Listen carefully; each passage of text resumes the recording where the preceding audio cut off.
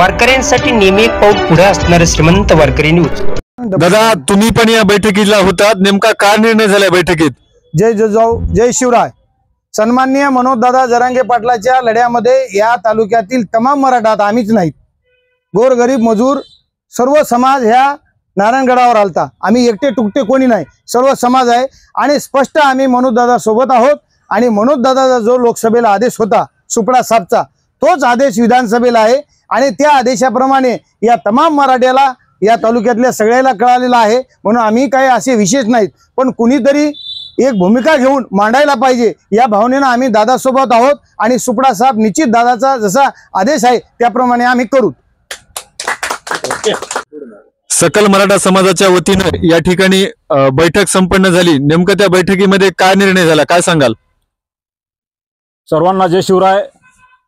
वसमत विधानसभा मतदारसंघातल्या तमाम मराठा आणि बहुजन समाजाला नम्र विनंतीपूर्वक या सगळं आमच्या सर्वांचं आव्हान आहे की माननीय संघर्ष योद्धा मनोजदादा जरांगे पाटील यांनी समाजाला वारंवार संदेश दिलेला आहे की गेल्या 15 महिन्यापासून ज्या सरकारच्या विरोधात समाज झगडत आहे, या सरकारनं गेल्या 15 महिन्यामध्ये समाजाच्या एवढ्या मोठ्या आंदोलनाला एक हरताळ फासलेली आहे, तोंडाला पानं पुसलेली आहेत। अशा सरकारचा सगळ्या समाजानं सुपडा साफ केला पाहिजे, हा एकमेव संदेश माननीय मनोजदादा जरांगे पाटलाचा आहे। जसा लोकसभेला एकच संदेश होता, त्याच पद्धतीचा संदेश माननीय मनोजदादा जरांगे पाटलांनी समाजाला वेळोवेळी दिलेला आहे।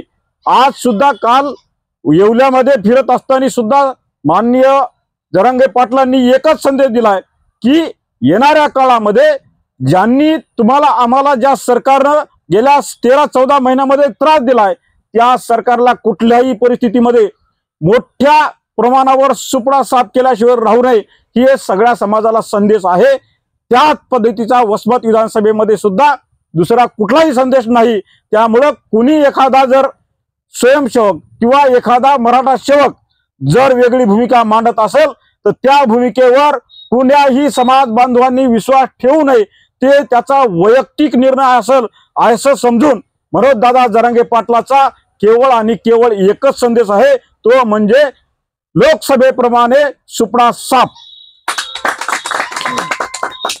काय पाहिजे का बरं? प्रश्न विचारा सर। तुम्ही पण या बैठकीमध्ये होतात, नेमका बैठकीमध्ये काय निर्णय झालाय म्हणजे सहमतानी? सर्वप्रथम जय जिजाऊ जय शिवराय। ही आजची पहिली बैठक नाहीये, यापूर्वी बऱ्याच बैठका झाल्या आणि सर्वात महत्वाची बैठक जी आमची 12 नोव्हेंबर 2024 रोजी सकल मराठा समाजाचे कार्यालय जे वसमतला आहे तिथे झालेली होती। त्या बैठकीतल्या निर्णयाप्रमाणे आम्ही कुणीही वैयक्तिक कुठल्या उमेदवाराचा गावोगावी जाऊन प्रचार करायचा नव्हता। आणि या काही दिवसांमध्ये जे आमच्या लक्षात आलंय की काही विशिष्ट लोक गावोगावी जाऊन दादाचा संदेश असा आलेला आहे म्हणून प्रचार करत आहे कुठल्या तरी उमेदवाराच्या दृष्टीने। तर दादानी यापूर्वीही संकेत दिलेले होते, अगदी कालही संकेत दिलेले आहेत किंवा कदाचित अजून 1-2 दिवसातही काही संकेत देतील। दादा जे काही मीडियावर सांगतील समाज त्याला बांधील आहे। कुणीही वैयक्तिकरित्या अमुक उमेदवाराला निवडून देण्यासाठी दादाने सांगितलेलं आहे, अशा अफवा जर पसरवत असेल तर समाजानं त्या अफवांपासून स्वतःला दूर ठेवावं।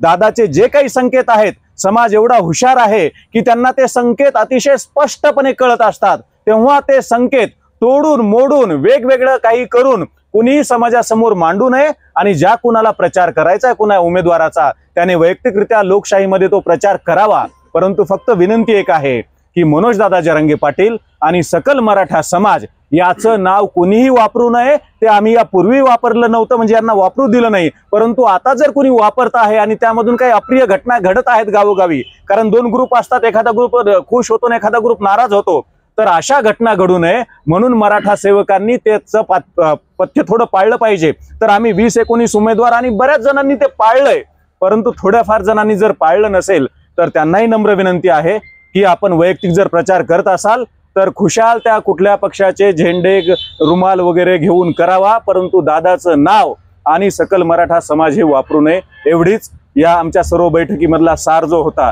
तो आपल्या समोर मांडलेला आहे। एक मराठा लाख मराठा, जरांगे पाटील तुम आगे बढ़ो, हम तुम्हारे साथ है। छत्रपती शिवाजी महाराज की जय। आमचा नाटक जय जय जिजाऊ जय शिवराय, लढेंगे जीतेंगे हम सब जरांगे।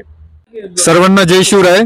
या ठिकाणी सकल मराठा समाज वसमतच्या वतीनं बैठक घेण्यात आली होती।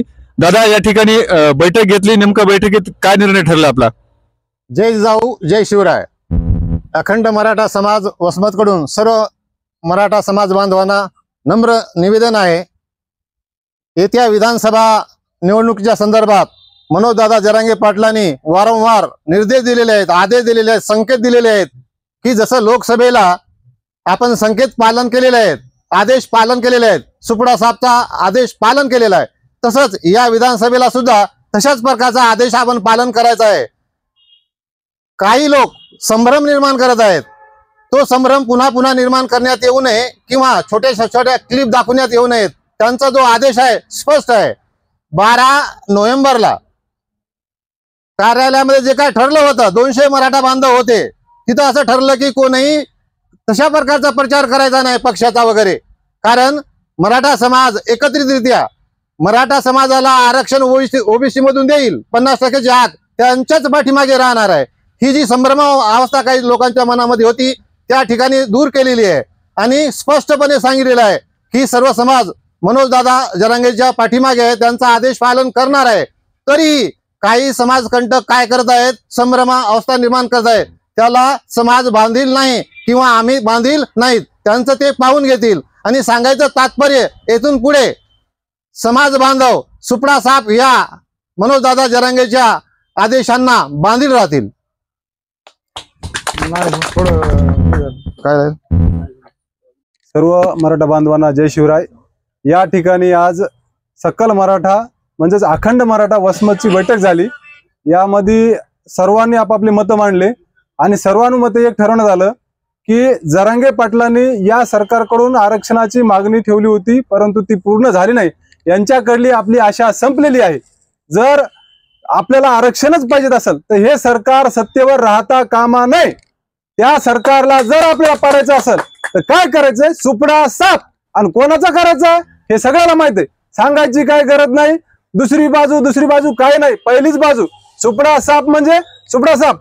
मी एकच सांगतो या ठिकाणी, माझ्यासारख्या माणसाला अख्ख्या तालुक्यात नाही तर जिल्ह्यात लोक ओळखायले ते फक्त जरांगे पाटलामुळं आणि या आरक्षणाच्या लढ्यामुळं। आम्ही गरजवंत मराठा आहोत, गल्ली बोळातल्या मराठ्यांना जरांगे पाटलांनी समोर आणले। आम्ही काही नेते नाहीत, कुठले कार्यकर्ते नाहीत, समाजाचं काम म्हणून केलं। आजच्या घडीला आम्हाला समोर येऊन सांगावं लागतंय, सर्वसामान्य समाजाला हे सगळं काय माहित आहे, कोणी कुठेही फिरू द्या आणि कोणी काही करू द्या। जरांगे पाटलांनी एकच सांगितलंय की मराठ्यांना आरक्षण पाहिजे असेल तर या सरकारकडून आशा संपलेली। जुनी म्हण आहे, माय मराव पण आशा जिवंत राहो, आणि ती आशा कोणाकडून आहे, या सरकारकडून नाही, हे 100% आपलं पक्क झालेलं आहे। हे सरकार जर पुन्हा आलं तर आरक्षण मिळणार नाही। याला जर पाडायचं असेल तर आपल्याला सुपडा साफ हा शब्द ध्यानात घ्यावा लागेल। या सरकारच्या बाजूने जे कोणी असेल त्याला सुपडा साफ करायचा म्हणजे सुपडा साफ, दुसरा विषय नाही। आणि सर्व मराठा बांधवांना, शेतात काम करणाऱ्या महिला आणि चुलीपाशी काम करणाऱ्या महिला सगळ्याला लहान लेकरापासून ते म्हाताऱ्या माणसापर्यंत प्रत्येकाला माहिती आहे की काय करायचंय। कोणी संभ्रम निर्माण करू नये, जर कोणी केला तो वैयक्तिक समाजाच्या रोषाला कारणीभूत ठरेल। बाकी मला बोलायचं नाही। छत्रपती शिवाजी महाराजांचा लढा होता गनिमी कावा, तो जरांगे पाटलांनी वापरला। ज्याला ते कळाला तोच मराठ्याचा आणि तोच समाजाचा, बाकीच्याचा विषय करायचा नाही। एवढंच म्हणतो, छत्रपती शिवाजी महाराज की जय जिजाऊ। तुमचं आमचं नातं काय? उपोषण करता म्हणून तुमचं मत। लहान लेकरापासून ते ज्येष्ठांपर्यंत प्रत्येकाला माहित आहे की आपल्या समाजाला हीन वागणूक आणि त्रास कोणी दिला। खरं तर मनोजदादाच्या डोळ्यातून निघालेल्या अश्रूची किंमत आणि अंतरवालीत सराटीमधून निघालेल्या माझ्या मायमाऊलीच्या डोसक्यातून रक्ताची किंमत ही आज आपण जर वेळेला विसरलो तर खरं ही दुर्दैवाची गोष्ट आहे। आज आम्ही समाजासाठी काहीच केलं नाही। आम्ही फक्त मनोजदादा जरांगे पाटील यांच्या आदेशाचं पालन केलं आणि मनोजदादा जरांगे पाटील यांच्यामुळे आज समाजामध्ये अनेक लोकांना एक चांगली ओळख निर्माण झाली। ओळख निर्माण होऊन सुद्धा त्या लोकांनी खरोखर आपल्या प्रामाणिकतेचं भान ठेवलं पाहिजे की आपली स्वतःची वैयक्तिक ओळख नाही, आपली स्वतःची वैयक्तिक काही समाजामध्ये किंमत नाही, पण मनोजदादा जरांगे पाटलाच्या नावाचा वापर करून जर आपण कुठंतरी आपली स्वतःची पोळी भाजण्याचा प्रयत्न करत असतील काही लोक, तर वसमत तालुक्यातील संपूर्ण मराठा समाज हे अजूनही जरांगे पाटलाच्या डोळ्यातून निघालेल्या अश्रूची आणि आंतरवाली सराटीत मध्ये आमच्या माय माऊलीच्या डोसक्यातून निघालेल्या रक्ताची ही जाण प्रत्येक समाजाला आहे. त्याच्यामुळे मला तर खात्री आहे की मी एक छोटा माणूस आहे, मला तर खात्री आहे अशा भूलतापांना 100% कुठेही माझा समाज बळी पडणार नाही आणि कोणाच्या बोलण्यात येणार नाही. त्यामुळे मनोज दादा जरांगे पाटलांनी एकच सांगलेले आहे, आपल्याला येणाऱ्या 20 तारखेला एक टरबूज फोडायचे आणि ते टरबूज माझा मराठा समाज 100% फोडणार म्हणजे फोडणार. त्याबद्दल दुमत नाही. एवढंच बोलतो आणि थांबतो. जय हिंद, जय महाराष्ट्र.